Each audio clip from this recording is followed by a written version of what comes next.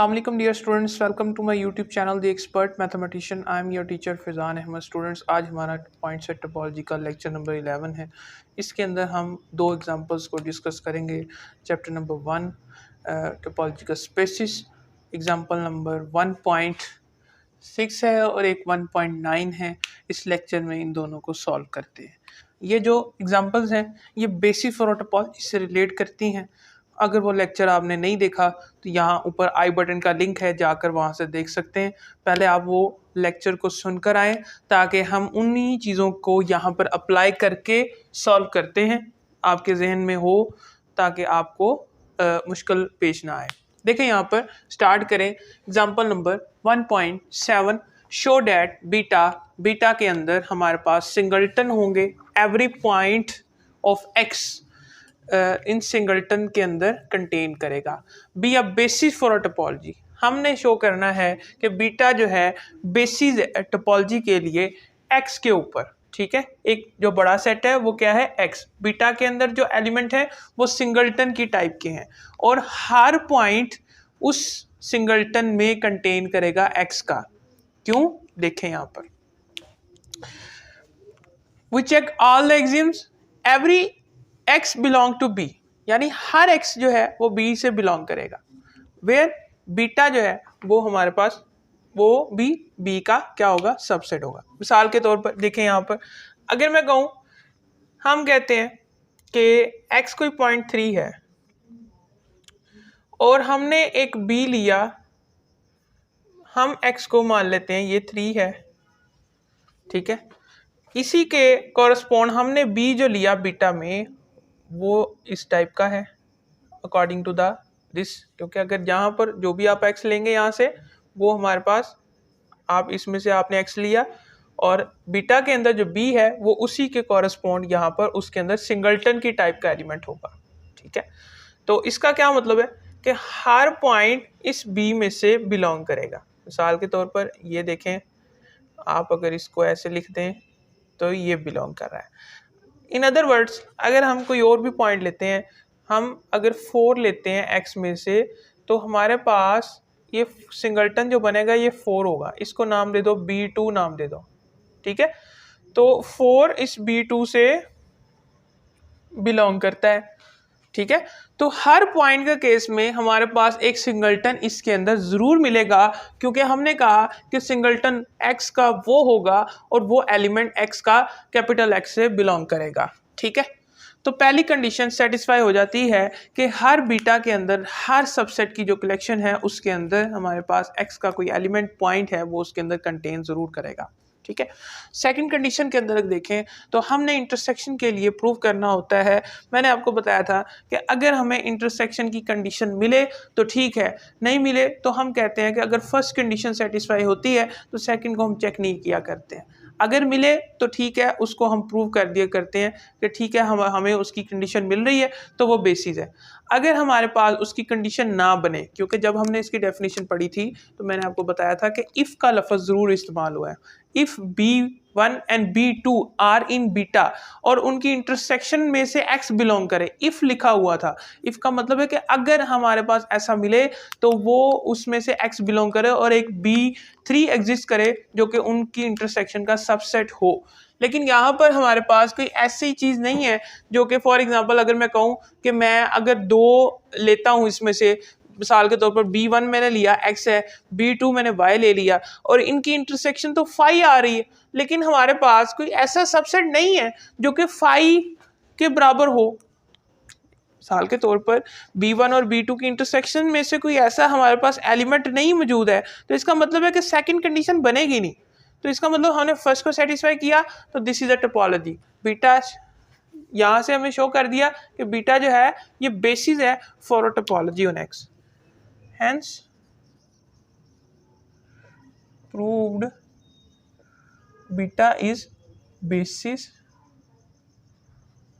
for topology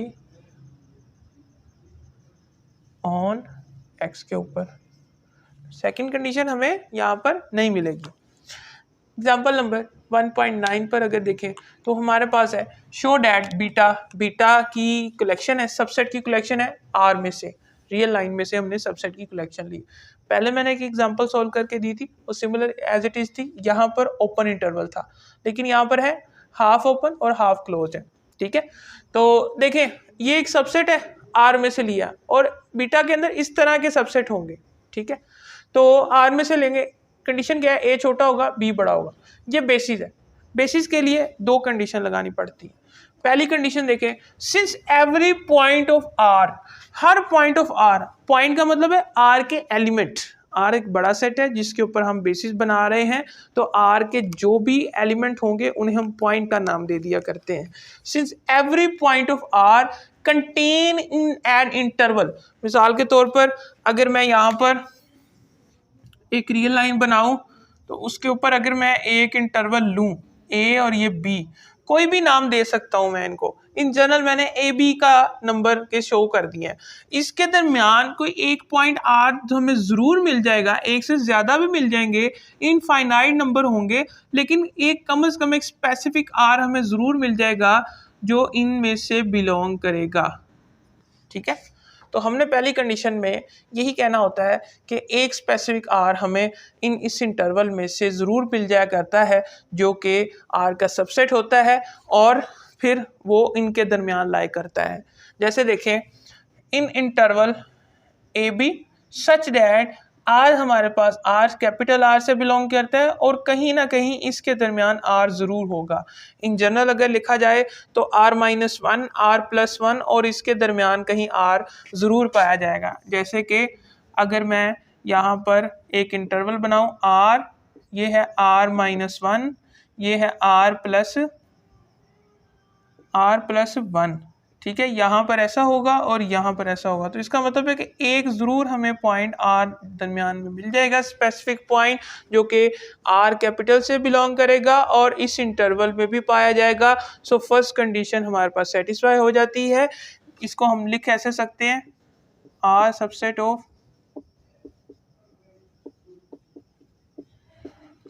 of are. ठीक है, तो फर्स्ट कंडीशन को हम ऐसे लिख सकते हैं, फर्स्ट कंडीशन ऑफ बेसिस हमारे पास यहाँ पर सेटिस्फाई हो जाती है। अब यहाँ पर सेकंड कंडीशन जो है बेसिस की, हम उसको यहाँ पर होल्ड करवाते हैं। तो वो क्या है, इंटरसेक्शन के हवाले से हमने जब पहले भी क्वेश्चन सॉल्व किया था तो हमने इंटरवल्स के केस में हमने 3 केस बना लिए थे कि फॉर एग्जांपल अगर हम B1 और B2 लेते हैं, पहले B1 को हमने B2 के अंदर यानी उसके अंदर हमने शो करवाया था और उसके इंटरसेक्शन का जवाब जो था वो हमारे पास B1 आया था।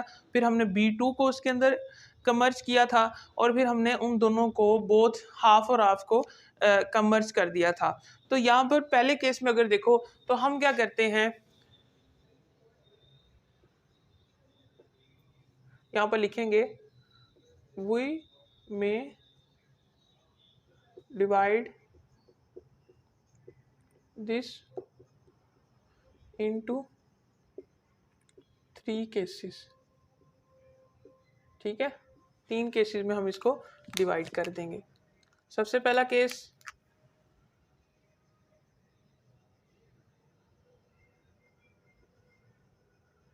If B1 in B2, B1 जो है वो B2 के अंदर है, सो इसका क्या मतलब है कि B1 सबसेट है B2 का और B1 और B2 जो है वो बिलोंग कर रहे हैं बीटा की कलेक्शन से। ठीक है, यहाँ पर देखें तो B1 इंटरसेक्शन B2 करें तो वो क्या आते हैं, हम यहाँ पर पहले सपोज कर लेते हैं कि वो इंटरवल है क्या। B1 को हम ये सपोज कर लेते हैं, B2 को हम पहले ये सपोज कर लेते हैं, B2 और हम यहाँ से B3 को ये लेट कर लेते हैं A3 B3, और कंडीशन क्या है यहाँ पर कि A1 less than B1, A2 less than B2, A3 less than B3। ठीक है, तो अब अगर इनकी इंटरसेक्शन ले तो इंटरसेक्शन क्या होगी, A1 B1 intersection A2 B2। ठीक है, हमने पहले कहा कि B1 सबसेट है B2 का, यानी उसके अंदर आ रहा है, तो अगर रियल लाइन से अगर इनको देखा जाए, रियल लाइन की मदद से अगर हम इसको देखें तो पहले B1 बना लेते हैं, B2 बना लेते हैं। B2 ये होगा A2 B2, और इसके अंदर हमारे पास B1 आ रहा होगा, तो इसके अंदर B1 कैसा होगा A1 B1।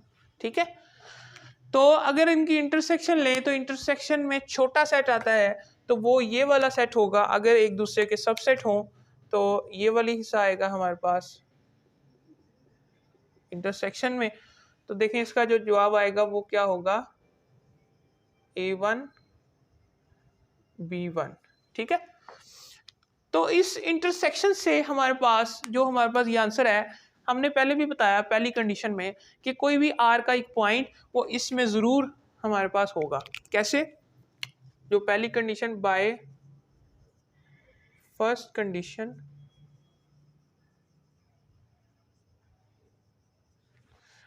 Condition R belong to A1 B1। ठीक है, और हमने क्या दिया है कि ये सबसेट है B1 इंटरसेक्शन B2 का। इन दोनों की इंटरसेक्शन का भी ये क्या है, सबसेट है। इन दोनों की इंटरसेक्शन का एक प्रॉपर सबसेट या इम्प्रॉपर मान लिया जाए तो बाय फर्स्ट कंडीशन जो है वो पहला केस हमारे पास क्या है, प्रूव हो जाता है। सेकंड केस के अंदर हम इसी तरह B2 को सबसेट बना देंगे B1 का, तो वो B2 अंदर आ जाएगा, तो उसके अंदर भी एक आर बिलोंग कर रहा होगा। और फिर थर्ड केस के अंदर हम दोनों को हाफ एंड हाफ, यानी आधा B1 B2 में है और आधा B2 B1 के अंदर है, तो उसके अंदर भी हमारे पास एक ओपन इंटरवल आ जाएगा, एक इंटरवल बन जाएगा जो कि बीटा की कलेक्शन में से होगा, और हम पहली कंडीशन से उसको बता देंगे कि उसके अंदर एक पॉइंट आर का उसके अंदर जरूर मौजूद होगा। देखें इसको रेज करते हैं और फिर आगे केस 2 और केस 3 को देखते हैं।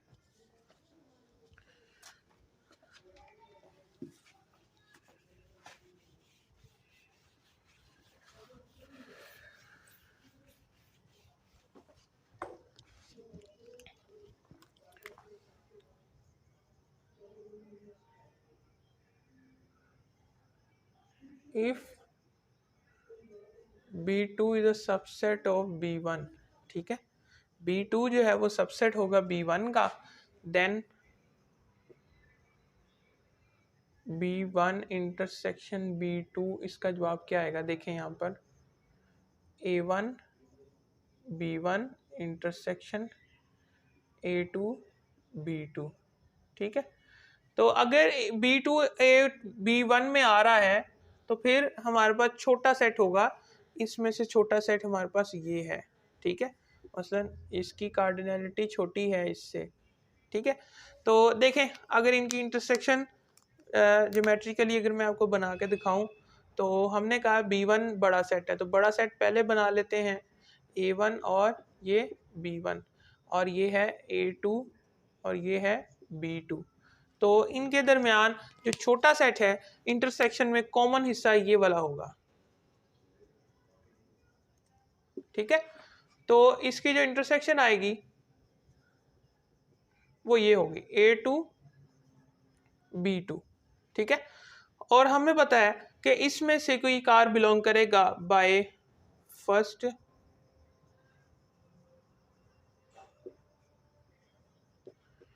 Are belong to A2 B2 जो कि सबसेट है B1 और इंटरसेक्शन ऑफ B2 का। ठीक है, और हम आगे नेक्स्ट केस 3 के लिए प्रूव करेंगे। केस 3 के अंदर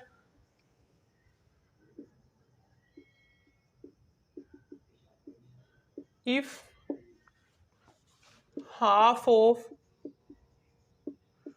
B1 in B2 and B2 in B1। ठीक है, तो बाय रिप्रेजेंटेशन देखें तो फिर अच्छे से समझ आएगी। हम पहले B1 बना देते हैं। B1 को देखो तो वो इस तरह का एक इंटरवल है, और जो B2 है हाफ ऑफ B2 जो है वो इसके अंदर मर्ज कर रहा है। जैसे कि अगर मैं यहाँ से बनाऊं तो फिर मुझे ये वाला लेना पड़ेगा। ठीक है, क्लियर? यानी हाफ ये है, ये हिस्सा है, और ये यहाँ पर ये है, ठीक है। ये हिस्सा क्या है, B1 है, और ये है B2 है। तो जो इसकी इंटरसेक्शन आएगी, हम अगर इसकी इंटरसेक्शन देखें, इंटरसेक्शन अगर देखें तो ये वाला हिस्सा आएगा, ये वाला हिस्सा हमारे पास आता है, वो क्या है जी, A2 और वो B1। हमने पहले कंडीशन में क्या कहा था कि हमारे पास A1 लेस देन B1 के, A2 लेस देन B2 के। हम यहाँ पर जो चीज़ बनाएंगे वो भी इस लिहाज से बनाएंगे कि इनइक्वालिटी भी होल्ड हो जाए। देखें, A1 B1 से छोटा है, A2 B2 से छोटा है। इसका क्या मतलब है कि हमारे पास A2 जो है वो भी B1 से छोटा होगा। जैसे कि यहाँ से देखो, इधर से अगर आप देखो तो A1 B1 से छोटा है, A1 B1 से छोटा है, A2 B2 से छोटा है। तो देखो ये भी A2 B2 B1 से छोटा ही होगा ना, क्योंकि वो इस तरफ को आ रहा है इसके, ठीक है। तो ये वाली वैल्यू तो बड़ी होगी ना, इस तरफ जा रही है जो। तो इस तरह हमने यहाँ से ये भी शो कर दिया कि A2 जो है वो B1 से छोटा है। तो इसकी इंटरसेक्शन के अंदर ये भी एक इंटरवल है, और इसके अंदर भी एक रियल नंबर हमें मिल जाएगा जो कि R सेट का पॉइंट होगा, कोई एक पॉइंट हमें इसके अंदर मिल जाएगा। तो हम कहेंगे कि फ्रॉम R वी हैव